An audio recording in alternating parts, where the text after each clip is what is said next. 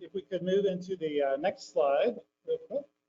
I'll go through some etiquette for those who have joined us online. So let's move to the next slide. There we go. So again, please do mute your microphone for those who are connected remotely. Please also make sure to not interrupt one another when we're speaking, just to make sure that we can all hear each other well, both in person and remotely. This is a challenging thing to set up a hybrid event where we have folks here in the room and connected remotely. A lot of work has gone into it through the Air Force team and Aerostar, so I just want to applaud them for all their efforts. But we do need to try to work within that technology if at all possible. Please do hold all questions until the question and answer period following the presentation, and we will have that question and answer session, and then we'll move into a formal public comment period after that Q&A session.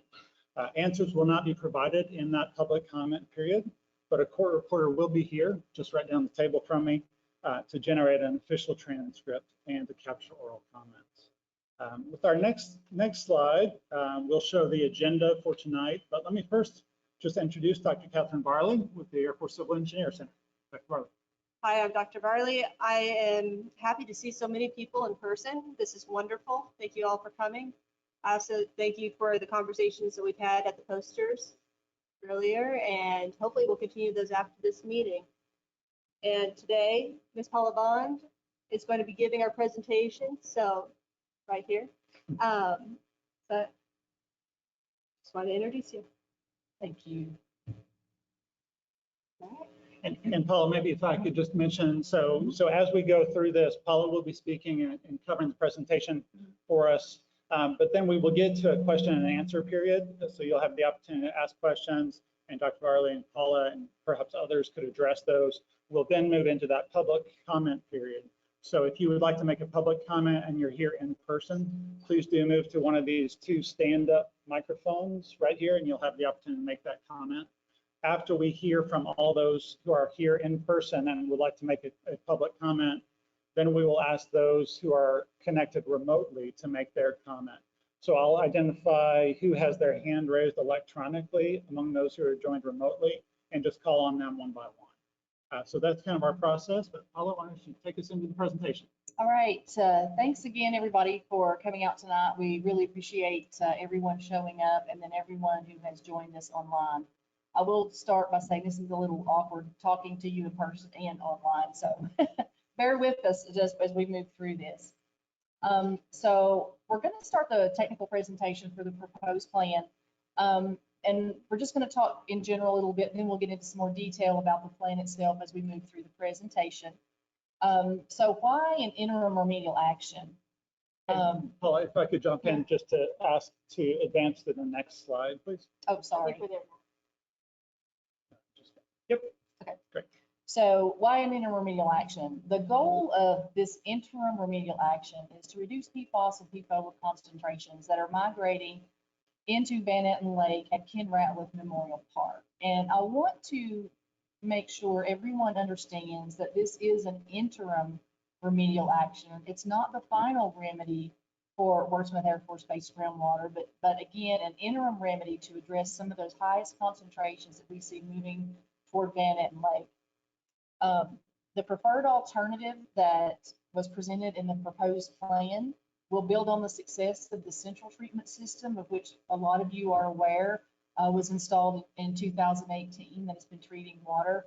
And when that system was built, it was built with the ability to add capacity, which we are now doing with this interim remedial action. Again, like I said, it is an interim remedial action while the remedial investigation is ongoing. And once the remedial investigation is complete, then a final remedy will be developed and presented in a feasibility study at that time. Next slide, please. So the IRA process, we show this slide typically in our public meetings just to kind of refresh everybody on the circle process that we're following to move through the IRA process and to highlight where we are in the process currently. And in the first circle is, IRA scoping, which was between the Air Force and Eagle working on technical components of the project to work those things out, developing a remedial design, and developing a proposed plan, which is the phase that we're in currently. We are in the 30-day comment period. The proposed plan was finalized already, and it was issued out, I think it was on the 23rd of July. And the comment period, we'll go into these dates a little bit more as we move on to on August the 4th. So the next step is developing, once the proposed plan comment period is over, we will move into developing record of decision for the interim remedy. And then we will do a remedial action work plan, and that will be followed by the actual interim remedial action itself. Next slide, please. So just some refresher information. Hopefully everybody's aware of this and you've already had an opportunity to take a look at the proposed plan, but it is available for review on the Air Force website and at the Robert J. Parks Public Library in hard copy form. And we've listed out the hours for the library here. They do change depending on the COVID situation, but they are available for your review. And the big ticket thing here in red is the comment period is August 4th through September the 3rd, which is Friday. So the public comment period is quickly closing. All right, so proposed plan comments. Let's talk about that for a second. So again, the public comment period is now open. It closes on Friday. All comments have to be postmarked by Friday to be accepted by the Air Force. So you can mail your comments via regular mail. The address is listed here in the slides. You can email your comments, which is also here, to Dr. Varley for review. And then we're also going to have an opportunity tonight for public comments that will be recorded by the court reporter that will be included in that as well. So you can do verbal, email, or regular mail. Next slide, please. So now we're going to talk a little bit about the proposed plan itself. It presents a background of information and the rationale for the interim remedial action. It explains the alternatives the Air Force considered when developing the remedial alternatives, and it presents the Air Force preferred alternative based on the evaluation criteria. And it explains how the public can participate in the decision-making process. So all of that information is found in the proposed plan itself. Next slide, please. So the area that we're looking at for the IRA, which is Etten Lake, Ken Ratliff Memorial Park. So I want to be clear about this as well. This IRA is focused on the area at Ken Ratliff Memorial Park. It's not the entire Etten Lake. It's just the area at the park where the highest concentrations of PFOS and PFOA are moving toward Etten Lake. And there are posters out front that you can see that that have the plume maps drawn on them that illustrate this. The base operation apron, or AFFF Area 1, which some of you may be familiar with, served as the aircraft apron where aircraft refueling, maintenance, and cleaning activities took place. So that's the source of the AFFF, and also the AFFF Area 15, which was the leach field. So those areas are the source areas that we're looking at that are contributing to that plume that are moving toward Ken Ratliff Memorial Park and Etten Lake. There were 3 fire stations located on the apron, so there were a lot of Air Force activities that involved the use of AFFF on the base operation apron. Weekly AFFF calibration was reported, and if you're not familiar with AFFF calibration, that is where the fire trucks are calibrated to use the thaw, right, mixture of water and thaw for fire. So they have to test that, and it was sprayed out there on the northeastern edge of it. Next slide, please. And as I mentioned a second ago, AFFF Area 15, which is also known as our site SS71, was a septic field associated with building 5045. That was a former jet engine test cell. There was an unconfirmed release of jet fuel to the septic field, and there was an assumption that AFFF could have been used after that release of jet fuel. So PFOS and PFOA concentrations in groundwater from the base operations apron and SS71 have been identified to exceed Eagle Rule 299.44 Table 1, the generic cleanup criteria. Next slide, please. So this is a figure, just a general base location figure, showing the location of base operation apron and site SS71 in relation to Ken Ratliff Memorial Park and Etten Lake. Next slide, please. This figure is a little more detailed. Like I said, this shows the actual plume that we are looking at reducing concentrations moving into the lake. If you look, of course, the orange and redder color show areas that depict higher concentration of PFOS and PFOA, and the yellow and blue, as you move out, show lower concentrations, with the blue being the lowest concentrations are going into the lake. This figure also depicts a line of extraction wells that you can see that kind of cut across the heart of the red area. So that is the line of extraction where the groundwater will be removed, and anything that is falling behind that line will be captured in the extraction process. Next slide, please. So this is a kind of a cartoon conceptual hydraulic or CSM for the hydraulic control system, just to give you a better idea of what the system is going to look like and what it's going to do and how it's going to accomplish the goals. So on the bottom left, there are a bank of extraction wells. We are installing 12 extraction wells. This graphic only shows 5, but it's just for representation. How the groundwater will be extracted and how it will be pumped back to the central treatment system, treated through carbon vessels, discharged to the storm sewer, and then eventually into Bennett. So this just kind of gives you a representation of how the system will look in the subsurface, but it's just very general, and I think it gives you a really good idea of what we're trying to accomplish. Next slide, please. So the existing CTS pump and treatment system was installed in 2018. A lot of you are familiar with that. You've taken tours of that. The new treatment system, or the new treatment train, we will call, for the new extraction well system will be installed on the other side of the central treatment system. And it will, I'm sorry, got ahead of myself. The old system is pumping water from Arrow Street and benzene wells currently at approximately 200 to 500 gallons a minute. And it's treated again, like we said, by GAC for carbon absorption before being discharged to the storm sewer and eventually Bennett. So the interim remedial action that we're looking at, our objective is to hydraulically control the migration of PFOS and PFOA into Etten Lake and Ken Ratliff Memorial Park by extracting the contaminated groundwater and treating it at the central treatment system. The interim remedial action alternatives that we evaluated plan for no action, which is required under CERCLA, hydraulic control using pump and treat with ion exchange resin, and hydraulic control using pump and treat GAC, or granular activated carbon. So those are the alternatives evaluated. The interim remedial action alternatives, no action, like I said, which is required under the NCP and CERCLA, is the baseline against which all other remedies are allowed. No actions are taken at all for the project, including monitoring, and the estimated cost for no action is $0.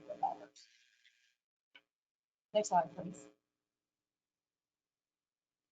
The next alternative is hydraulic control using pump and treat with ion exchange resin. It provides hydraulic control by we're installing 12 extraction wells. It uses ion exchange to treat the extracted groundwater. And the ion exchange treatment system would be sized to treat 500 gallons a minute, which is the same as the existing central treatment system. And it would be installed on the other side, or the expanded area of the CTS that currently exists. We would expand the footprint of the CTS to accommodate some additional treatment components, such as a filter press to remove water from solids and reduce our overall waste moving off-site for disposal from solids from the treatment system. And the current GAC system will continue to operate in tandem with the new treatment train. And the estimated 30-year cost, including O&M or operations and maintenance, is $15.4 million. The final alternative evaluated in this And it's hydraulic control using pump and treat with GAC. Very similar to the alternative hydraulic control using resin, but in this case, we would install 12 extraction wells, the same number of extraction wells we would treat the extracted groundwater using granular activated carbon versus ion exchanges. Again, it would be sized to treat 500 gallons a minute, the same as the existing CTS treatment system. It would be installed in the same location that the resin system would on the other side of the central treatment system. We would still expand to add the filter press to reduce solids for an offsite for disposal. And the estimated 30-year cost, including operations and maintenance, is $13 million. So each of those three alternatives were evaluated against 9 NCP criteria: overall protectiveness of human health and the environment, compliance with ARRs, long-term effectiveness, reduction of toxicity, mobility for volume and treatment, short-term effectiveness, implementability, cost, support agency acceptance, and community acceptance. So we had to evaluate all three of those alternatives against all of those 9 criteria. Next slide, please. So this slide just provides a summary of that evaluation of those 9 criteria against all 3 alternatives. And I'm not going to read these individually one by one because there's a lot on here. But I'll just kind of summarize some of the information. No action, obviously, is not protected human health and the environment. So it gets a no under that category. But both alternative 2 and 3, treatment with GAC and ion exchange resin, do protect human health and the environment. No action does not comply with ARRs, and pump and treat with ion exchange resin with GAC do comply with ARRs. And as you can see on down the line, no action doesn't meet any of the criteria with the exception of being easily implementable. And then the other 2 alternatives do meet those other criteria. You can see the cost difference between all 3 alternatives. Like I mentioned, no action is $0. Ion exchange resin is 15.4 and GAC is 13.1. All right, next slide, please. So after evaluating the 3 alternatives against the 9 NCP criteria, the Air Force selected alternative number 3, which is hydraulic control using pump and treat with GAC, as the preferred alternative. It meets the remedial action objective of reducing PFOS and PFOA migration into Etten Lake, Ken Ratliff Memorial Park. It is protected for human health and environment. It does comply with the ARRs. It's effective in both short and long term. It reduces the mobility through treatment using GAC. It is easily implementable, and it is more cost effective than alternatives. So the key elements of the preferred alternative are installing 12 new extraction wells, as you saw in the previous figure. We would construct a well control building to house the controls for all of the extraction wells so that they can easily be sampled and we can monitor the effectiveness of the extraction or the efficiency of the extraction wells more easily. And the water would be routed through the well control building, and then it would be combined in one single flow back to the CTS for treatment. We would be expanding the capacity of the central treatment system by 100%. It's already treating 500. It already has the capacity to treat 500 gallons a minute.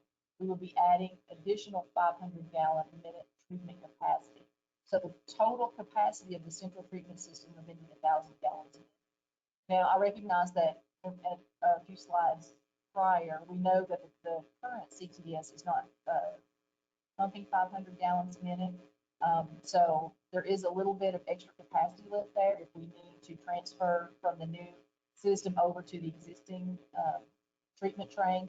So that is a safety factor that we're using if we need to increase pumping rates for the new system. We would be installing equalization tanks, effluent tanks, and settling tanks similar to the system that's already there. We would expand the building, like I mentioned before, to house a filter press to reduce solids and reduce off-site waste. And we would be discharging effluent exactly as it is being discharged now to the storm sewer. Next slide, please.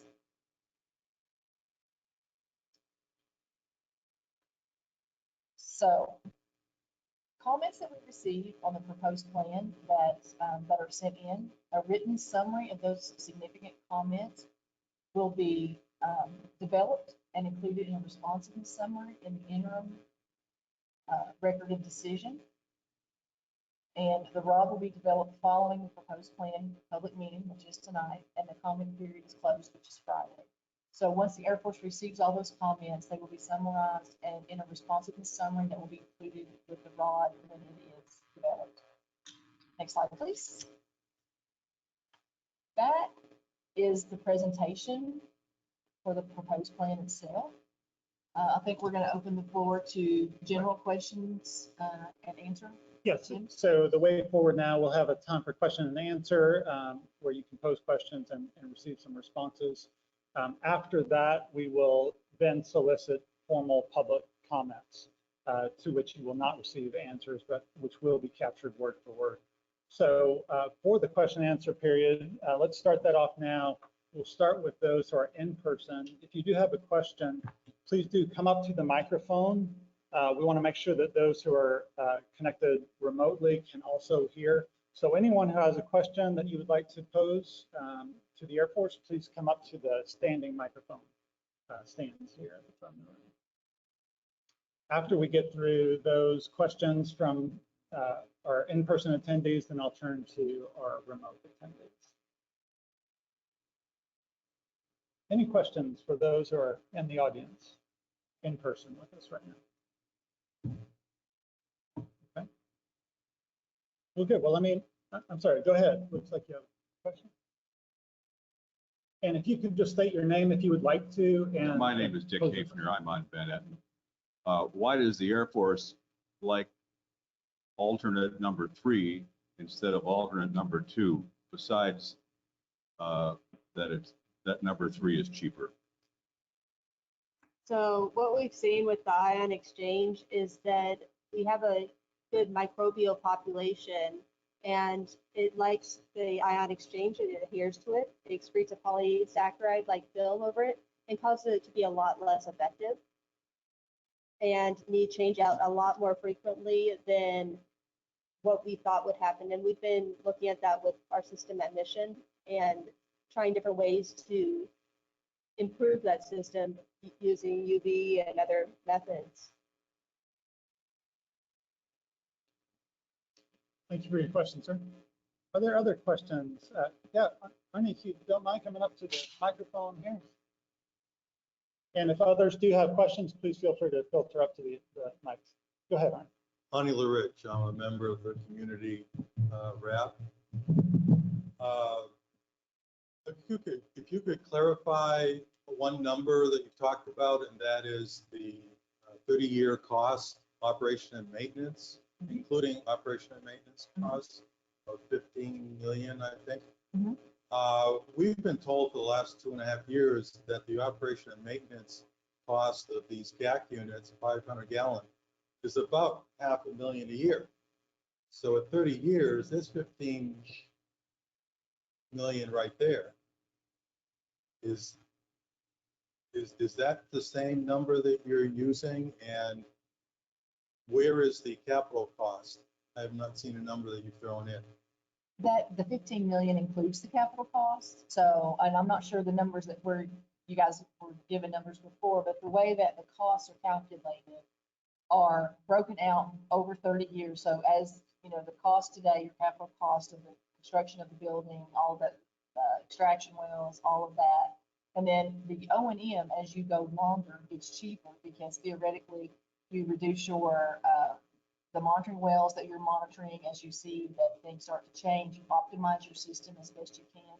You optimize the pumping of your extraction wells. With the O&M, everything is tightened up, so your costs do get cheaper as you go on. But yeah, that 15 million is capital plus O&M over 30 years. I just want to make sure that 10 years from now, 15, that the budgets are adequate for this site. Thank you. Okay. All right, thank you very much, Mr. Lurich. Any other questions from those who are with us in person? Okay, well, let me ask. I'm sorry. Yes, go ahead. I'm not used to being in the spotlight, so it's kind of hard to see up there. Dave Wynn, I'm a member of the, can you clarify a little bit about the capacity on the system? In the current proposal, it identifies that the current system, the 12 extraction wells are going to run at approximately 503 gallons. That there's, the current system has excess of approximately 180 gallons extra. So if you're really looking at it, there's about 177 gallons per minute excess in the current system. Am I correct in saying that? There's So, this, Jim, confused as to Jim, why. would you mind coming up and explaining this further? There's a safety capacity involved with that, and it'd be better to have our engineer explain that. For that question, that's a good one. So I'm Jim Romer, and I've been involved with the modeling and design on this. So a couple things. First of all, we have a model, fortunately, at the site that's been developed over many years. So it's a really good tool, but it's just that, it's a tool. So it gets us pretty close and allows us to design, but we have to provide engineering safety factors to accommodate flows that we make there. We have one shot at the infrastructure in terms of size of piping. So, for instance, when we did the modeling, and some of this is, it's real time, we're getting comments from folks. And so, for instance, there was a comment not too long ago, what does it look like if Van Etten Lake is at high stage versus low stage? Then we looked at the hydraulic conductivities, which is a number that basically characterizes the ability to transmit water through, in this case, sand. Well, we have data that is a range of numbers, about 81 feet per day to like 145. So the question is, when I'm going to model and design something, do I go for the best case scenario? Do I go for the worst case? Hit the middle of the road. And so that number that you mentioned, the 503, we did the modeling with the higher hydraulic conductivity, put in 15% engineering safety factor. And so that number is now up to more like 591. Okay, so we're getting close to about 600 gallons a minute. That, not that we're going to necessarily operate it at that amount, but that is how we're designing the size of our piping, the horsepower of our pumps, all that stuff. So then we look at the capacity, that's 100 gallons, almost 91 gallons a minute, higher than what the second treatment train can run at total maximum. So when we say 500 gallons a minute, that's like saying your car can run at 6,000 RPMs in redline. That's not when you want to run it all the time. So I want to make sure we draw that distinction. So the way we're designing this thing is there are uncertainties in terms of what we're going to see once we turn it on. That's why we have performance monitoring, and we'll be looking at that. So if it turns out that we want to be able to increase the flow in a well based on empirical data we've collected, we want to have that capacity too. So currently what we're looking at is when that main trunk line from the well control building comes into CTS, it will have a split in it. And the operators will have the ability to divert 100 probably gallons a minute or more so that it can go through the existing 500 gallons per minute in the CTS1 treatment train. So I just want to make sure everybody appreciates that, we have to have the infrastructure to handle the hydraulics of this. On top of that now, in order to say take advantage of the situation or mitigate the situation where, say between two of these wells, we end up with a coarser sand and water's coming through it quicker. And our empirical data tells us we need another well. We are already designing into these trenches a spare water line, conduit, and everything else. So if operationally we've been running for a while and we come to the conclusion we need to add another well, we want to have not only the blank conduit and stuff to bring that back to CTS, but I've got to have enough capacity in CTS to handle that. So I just want to make sure, when we say theoretically, hydraulically, we can tap out at 1,000 GPM. Number one, you don't want to operate at 1,000 GPM, but secondly, it gives you zero room for flexibility in the event that you've got a little bit more to achieve your goal. Thank you, Jim. Mr. Nguyen, did that address the question that you had? Okay, come on up if you don't mind, just so everyone can hear you. Thank you. I have another question that is relative to what you just talked about. I understand right now that the current system is being designed when the lake level is at its lowest level in the wintertime. And it's not being addressed as a low level and also as a high level in the summertime. Jim? Can somebody explain to me why it's not being We looked at both. evaluated at both levels? Well, actually, that comment was made earlier, and in response to that, we went back and did modeling at both the low lake level and the high lake level. And there was very little change in terms of the flow rates required to continue to affect capture. So in fact, what we've been using is the worst case of the two. In other words, worst meaning needing to pump at the highest flow rate to achieve that capture. But we did run those, we did a water budget to look at what percent of the water, came back from the lake. And it was about there's only about 4 feet difference from high to low. It's not as great, I think, but the percent difference in water coming back from the lake into the system is actually not very good. That the bridging as far as where you guys place the extraction wells and distance between them? Well, that's a good point. So the purpose of placement is if you wanted to really go to the fewest wells or furthest apart, and make assumptions that the K values were lower, you could come up with the water spacing. What we did is we started at that spacing we're running, which is around 250 feet apart. And we knew that we could, from that, we could pump 20 gallons a minute or we could pump 50. And we could affect a considerable amount of capture depending on the conditions that we ran into. So this gets back to my point.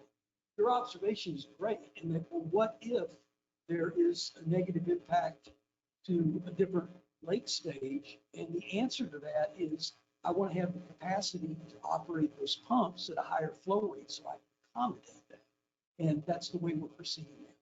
But we did look at that to make sure we had enough capacity to address. So And if you could get real close to that mic, just to make So sure. if it is at a high level, you guys can change the pumping levels on the extraction wells in order to accommodate that. If the short answer is infrastructure wise, we can. The question will be, is it necessary? And that'll be something that we look at the performance monitoring. But yes, it will have the capacity, again, to be able to pump at higher or lower flow rates given the current spacing and infrastructure. Okay, thank you. Thank you very much, Mr. Nguyen.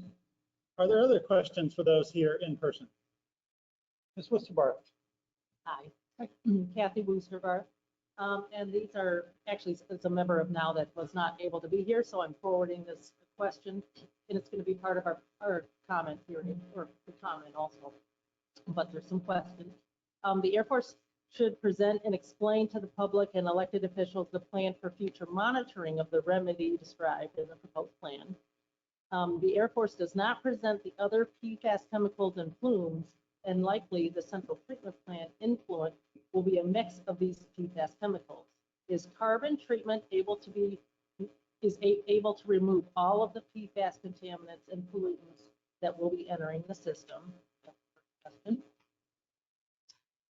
Will there be illegal discharges of other PFAS other than PFOS and PFOA in the treatment effluent? And then is the Air Force making disclosures when submitting the request for the SRD for this new discharge? Okay, can we break that question down one part at a time, Kathy? Sorry. Sure. There's a lot there. Right, okay. The first question is, the Air Force does not present the other PFAS chemicals and plumes, and likely the central treatment plant influent will be a mix of these PFAS. Okay, so we are looking at all the different PFAS when we're designing the systems, although we are primarily designing for PFOA, PFOS. By capturing PFOA and PFOS, we capture the rest. So, and the next one was monitoring, right? The next follow question, on to that. the next question was about illegal discharging. We are building Under- our systems to the best specificities that we can.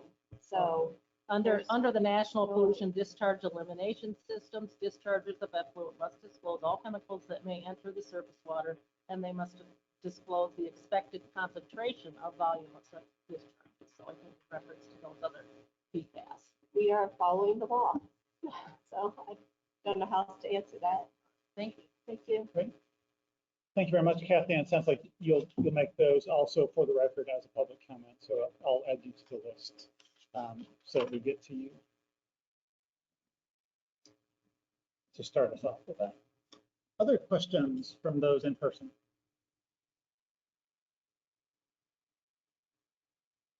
Okay, well, let me ask those who are, yes, Mr. Lurich, come on up and ask questions if you don't mind. Arnie Lurich for the people out there on the internet. Catherine, you raised in answering a question about option 2, and you came up with, sounds like a very good reason why you did not choose that, based on some conflicts with the water, the type of water here, the bacteria and things like that, that make the ionic exchange not currently a good system to put here. We all know that the state of Michigan has an MCL, maximum contaminant level, on drinking water, and is working to promulgate a similar or identical standard for groundwater. My question is, if the ionic exchange, which we know will do better at shorter chain and PFOSs, and many of those will have standards, currently have drinking water standards in the state, what are you doing to prepare for, at this site, for the type of control that will work in addition to GAC, but more targeted for the shorter chain? So That's question number 1. And the follow-up, it's do one a at a direct time? follow-up, Okay. is why aren't you thinking of doing a pilot study with ionic exchange just to see if you could do a pre-filter or some other way of knowing how effective it might be at the site? We are doing ion exchange at Mission Street. So we actually do have good data to base decisions on. Secondly, GAC is actually not as, so ion exchange is very specific. You'll only capture and only treat the PFAS compounds. Whereas GAC will treat also your co-contaminants that are coming through the system. So you will capture the shorter chain. You're also going to capture the longer chain. Plus you'll capture anything else that could possibly be going down, whether it be fuels or solvents. So I honestly believe that GAC will be the better treatment for this phase, and that's based on my background. Sorry, got flies in my head. And Mr. Lurich, did that address the question, both parts of the question?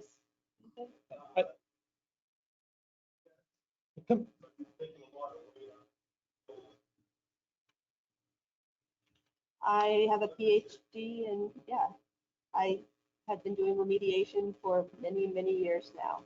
So, and there will be times for demonstration validation. Those are in our future. Okay, other questions for the Air Force from those who are with us in person? Yes, sir, come on up.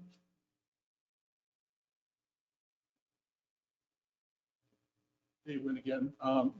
Catherine, just one quick question. In the proposal, you mentioned about the best balance in health risks, but on the other page, you've indicated that the health and risk assessment is not complete. So what is the Air Force basing the best practice based on health and the environment? Yeah, it's based on the information that we have right now. So the human health and ecological risk assessment will be done as part of the RI. So we don't have that information to base our decisions on, but we do know that as based on information that's already out there from ATSDR, from EPA, we're using that data to make that judgment on. So when we evaluate those alternatives against that criteria, it does make it more of a challenge because we don't have a risk assessment. but we're using literature information from those agencies to make that determination for the proposed plan. Is it possible that that we could, the public could get a copy of that information so that we could see? Sure, everything that we look at is available to the public on EPA website, the ATSDR website. Eagle has published data as well. NVDHS has information on the health risk related to PFAS. And if we could get a copy, that would be great. I'd like to see that. Okay, sure. Thank you.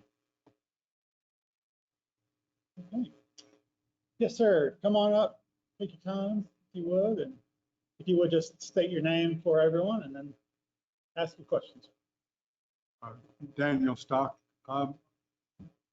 Previously, there was a little mention made of the monitoring, and the proposal doesn't really talk much about the monitoring, other than saying you're going to do it. Prepared to give a little more detail about what would be involved in the monitoring? Sure, and I'll tell you why the proposed plan doesn't have a lot of detail on the performance monitoring of the system. Because the proposed plan is basically a conceptual design of what the remedy might be. The remedial design hasn't been completed at the proposed plan stage. So once the design itself is completed, then we can select locations for performance monitoring. And then once that monitoring starts, we will also optimize the system, and maybe we need to add some performance monitoring wells. Maybe we need to put some over here or over there, but we don't know that information until the remedial design is done. So exactly where the extraction wells are going to go, that's all part of the design.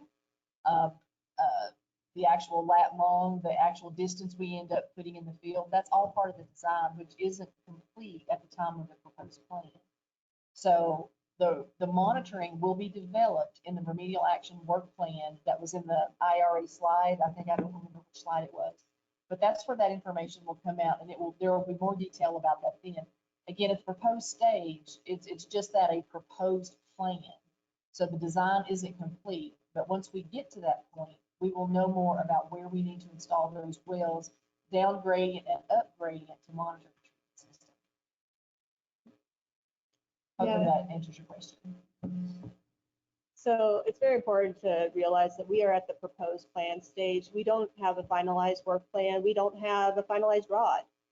We take every single comment that we get very seriously. We go through them. We will do any additional work we need to do to make sure we have the best system in place for you. That is our goal. So we're still in the beginning stages. Now, that being said, I'm hoping that you guys get your comments in and we're able to address them and we're able to do work this year. And back to the human health, because I do have photo friends going on at the same time. The main thing that we're doing is we are cutting off the plume going into Van Etten Lake. That is the human health concern. So, David, what we're trying to do is we're trying to make sure that no more is passing that line, that we're not getting PFOS and PFOA into that lake, which will make it safer for people to play on the lake, for people to visit the lake, which also leads us to be able to do additional efforts towards the lake, right? So thinking different paths forward as we move ahead together. All right, well, thank you. And thank you for the question, Mr. Stock. Any other questions for the Air Force from those who are in person? It's Kathy again. Okay, one question is, I'm wondering if anyone from the Air Force saw the webinar that Need Our Water and National Wildlife Federation held last week for this interim remedial act. Anybody participate in that? I was not able to. And we do have that saved, so if anyone in the Air Force wants to look at that, for the people in the audience, for your information, we held a community meeting so that we could review that, the interim plan that's been proposed, and we gave our technical comments and answered questions for the community as a community-based effort to increase education. We also promoted this event here. Is that available on the Facebook page or? The webinar will be, yes. Okay. And I also have one other question. If you could just share with us, how many participants do we have online? I'm curious. Our outreach. I show 24 attendees in addition to 4 staff right now. Thank you. Yeah. Awesome. Great. Other questions for the Air Force? Yes, sir. Mr. Nguyen, come on up. All good. Kathy, you mentioned you're in the proposal phase. What I didn't see in this presentation today was a timeline that identifies when you plan to start, when this thing plans to be operational, and when you, so can you give us a little background as to when that's all going to happen? We will share our ideal tomorrow. However, Okay, so you're going to, the That's the timeline I see that's on the RAB meeting tomorrow. exactly. But again, for the people that aren't part of that RAB, they may, so if you could maybe share that a little bit, it'd be better. Yeah, so as soon as we have all the public comments in, we know that if you send them to me by email, we can address them that much faster. We'll have all hands on deck to address. Anything that arrives by snail mail, it takes about 2 weeks to get to me. So until 2 weeks after the close date, I won't be able to say we're done addressing all public comments, or knowing that I have them all, so we can't address them all. We'll address what we have as fast as we can when we have it. So even if you send it via USPS, please also send me an email copy, and that way we can start working on it as soon as possible. I would greatly, greatly appreciate it. So once we have the